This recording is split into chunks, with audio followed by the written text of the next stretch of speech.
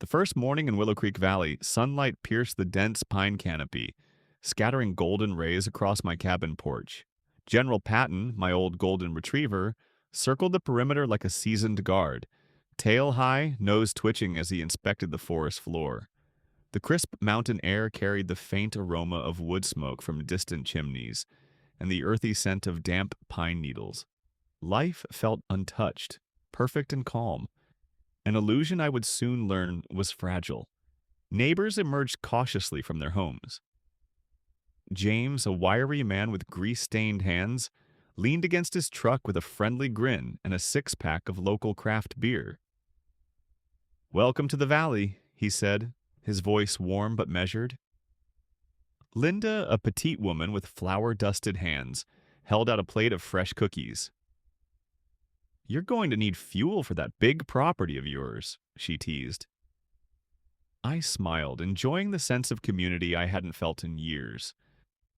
Yet, under the surface, something dark was stirring. Weeks passed. Notes appeared in my mailbox. "Your dog exceeds size regulations for the community park. Fence placement violates HOA boundaries." Each was signed crisply, with an authority that made the ink almost threatening. They were from Delilah Thornfield, the HOA president, whose obsession with control became increasingly apparent. Every complaint, patrol, and meeting was part of her campaign to intimidate and isolate me. I reached out to Sarah Avery, a nurse and fellow resident who had quietly resisted HOA rules with her non-conforming vegetable garden. "Rex," she whispered over the phone one evening. "She's relentless, but she's predictable. We can outsmart her." Our clandestine meetings began. Sarah, Dr. Ruby, the local biologist, and Harold, a banker, joined me at the cabin. Nights were spent with coffee brewing endlessly, wood smoke curling around our strategy sessions, charts and notebooks scattered across the kitchen table. We brainstormed, argued, and mapped out possibilities. Late into the evenings, I realized I had a team who truly believed in transforming this conflict into something greater. The vision was ambitious: a community land trust. Residents could buy in at fair rates, keeping property values intact, while speculation was prevented. We planned to preserve 8,000 acres of wilderness, leave 4,000 acres for sustainable development, and secure federal grants for trails, research centers, and environmental education.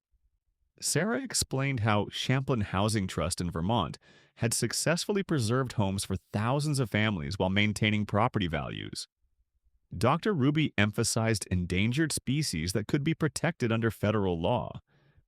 Harold ran projections showing that sustainable tourism could create 47 permanent jobs: guides, educators, lodge staff, and maintenance crews, ensuring the valley thrived economically while protecting its character.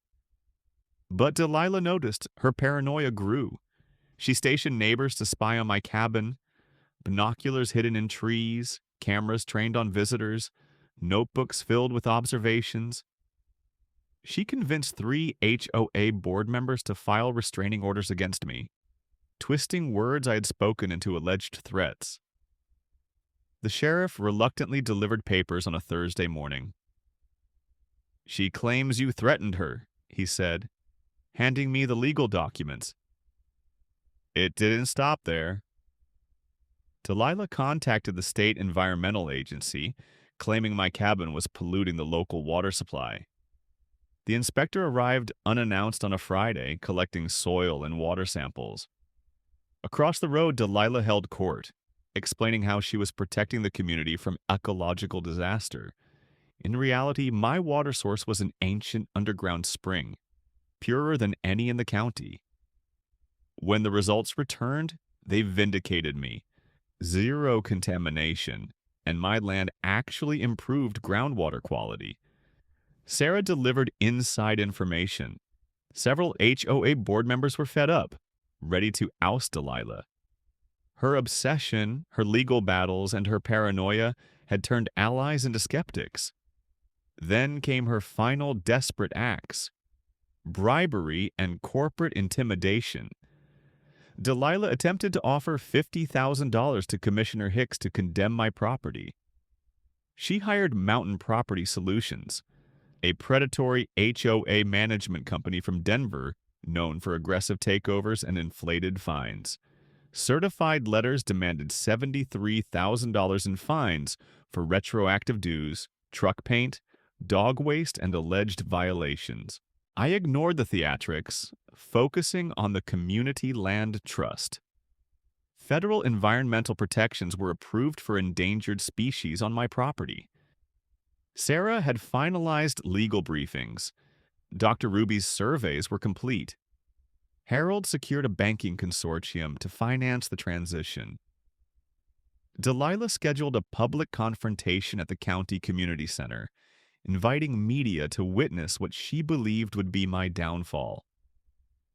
Chairs filled the hall, cameras were positioned, and whispers buzzed like a hive. She arrived in a designer suit, hair perfect, briefcase in hand, flanked by corporate enforcers.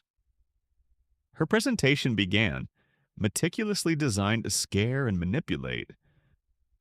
Charts showed alleged property value drops. Photos highlighted my cabin from every angle. She painted me as a hermit, threatening civilization itself. I rose calmly. "Commissioner Hicks, members of the community," I said, opening my manila folder slowly, the sound of boots echoing across the hall. I revealed the original 1889 territorial land grant, establishing my family's ownership of 12,000 acres, including retained water and mineral rights. Silence fell. Gasps filled the room. Delilah's face turned from shock to fury. I continued, unveiling the Pineville County Conservation Trust. 8,000 acres preserved as wilderness, sustainable development on the rest, democratic governance replacing HOA dictatorship, federal environmental protection for wildlife, and structured buy-ins for residents preserving property values. Applause began with the old mountain families, spreading quickly as realization dawned. Freedom from HOA tyranny and protection from speculation was finally possible. At that moment, FBI agents stepped forward. Delilah was arrested for bribery while Marcus Brennan and Mountain Property Solutions representatives quietly exited, facing their own federal investigations. Cameras captured the spectacle. Residents, long cowed by HOA intimidation, finally exhaled. 30 days later, the valley gathered for the Great Decision barbecue. Votes were cast. 87% approved the Community Land Trust. Children ran between picnic tables. General Patton accepted bacon bribes from tiny hands, and laughter echoed across the pine-covered ridges. Sarah's casserole, Jake Morrison's makeshift voting booth, and the smell of wood smoke created a scene of genuine community triumph. The trust stabilized property values, lowered housing costs, preserved wilderness, and created permanent jobs through sustainable tourism. Annual festivals celebrated crafts, music, and education. Letters arrived from other rural communities facing similar HOA tyranny. Our cabin became a pilgrimage site for property rights and environmental advocates. But the real victory was personal. Sitting on the porch my great-grandfather built, smoke curling from the chimney, I watched families flourish.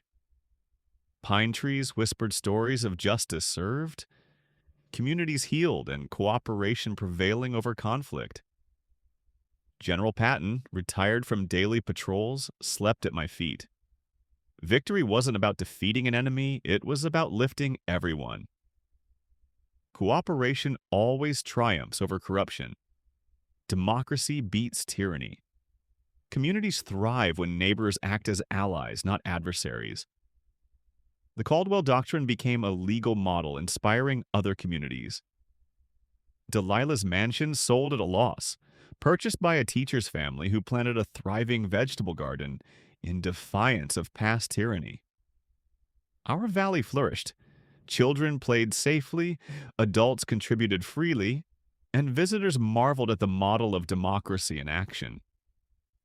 The mountain air carried the sound of laughter, the smell of home-cooked meals, and the promise of tomorrow, better, brighter, and shared by all.